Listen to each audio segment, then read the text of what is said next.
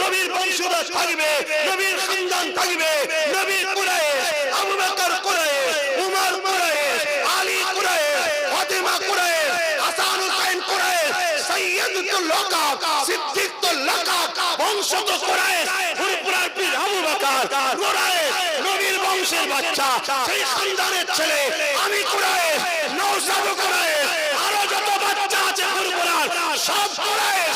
ভালো যাকে লাগে বুকে করে নিয়ে থাকো, ভালো না লাগলে দূরে থাকো।